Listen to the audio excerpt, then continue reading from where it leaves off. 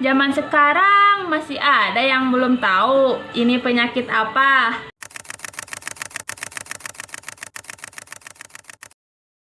Sini, aku kasih tahu.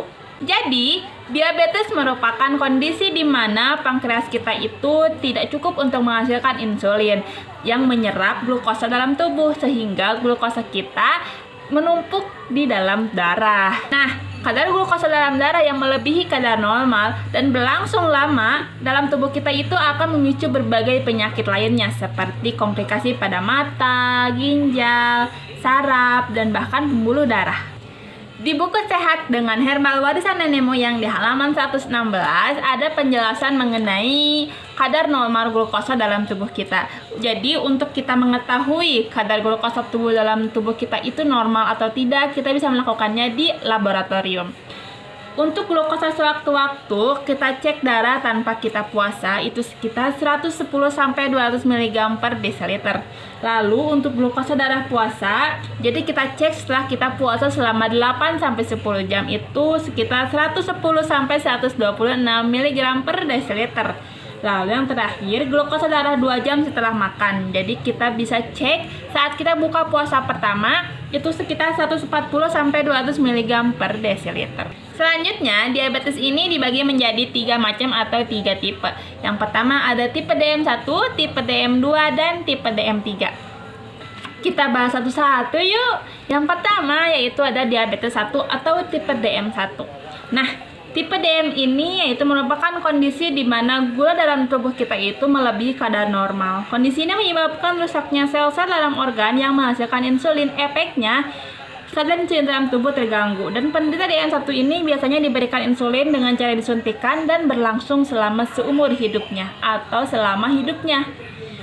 Penyebab DM1 ini biasanya adalah bawaan lahir. Dan saat seseorang memiliki kedua orang tua yang mengidap diabetes, resiko terkena diabetesnya itu lebih besar. Bahkan selain itu, DM1 biasanya dipicu karena adanya alergi ataupun autoimunitas pada salah satu jaringan sel dalam pankreas. Yang kedua, tipe DM kedua yaitu adalah tipe ini tidak dipengaruhi oleh insulin di dalam tubuh kita. DM2 ini terjadi karena adanya transportasi atau proses transportasi glukosa dan penyerapannya pada organ tidak normal atau mengalami penurunan. Dampaknya akan terjadi penurunan glukosa dalam darah dan ternyata warga tipe DM2 ini itu bisa dipicu dan disebabkan oleh pola hidup yang tidak sehat. Jadi kayak misalkan obesitas, jarang olahraga, atau sering makan makanan bertinggi kolesterol, makan makanan yang tidak sehat, makan makanan yang instan apalagi. Nah, hati-hati ya untuk warga-warga yang masih menerapkan pola hidup tidak sehat.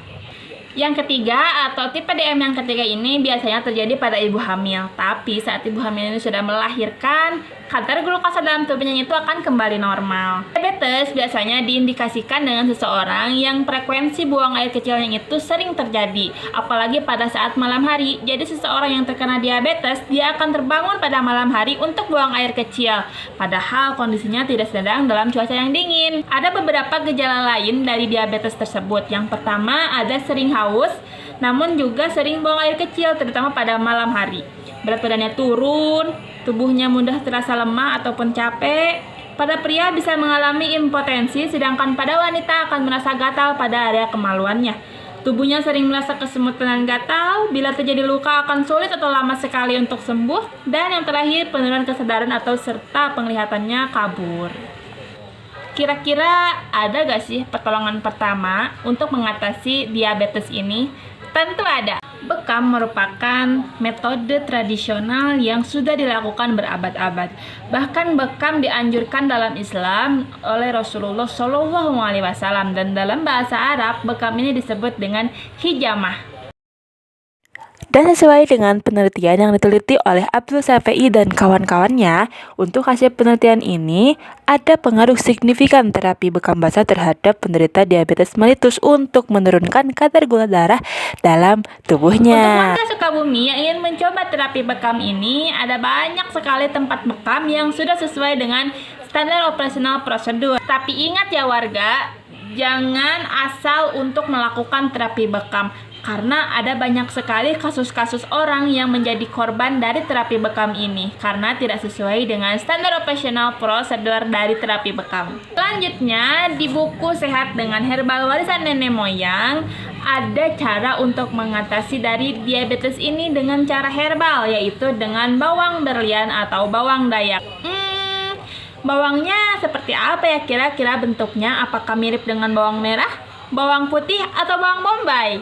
Dan ini ada gambar ataupun bentuk dari bawang berlian atau bawang dayak itu. Kenapa ya disebut bawang dayak? Ternyata bawang berlian ini disebut dengan bawang dayak karena di daerah sana ada banyak sekali tanaman bawang berlian ini. Untuk mencegah terjadinya diabetes, kita bisa lakukan mulai dari sekarang untuk mengubah pola hidup kita dari yang tidak sehat menjadi pola hidup yang sehat dengan mulai rajin berolahraga, belajar untuk mengurangi konsumsi gula dan menurunkan berat badan kita. Bisa juga dengan rutin cek gula dalam darah tubuh kita. Berdasarkan uji empiris dan uji klinis, bawang berlian terbukti berkhasiat mengobati penyakit diabetes. Kandungan L-thyroxine A di dalamnya disebut-sebut sebagai senjata ampuh untuk menghancurkan diabetes.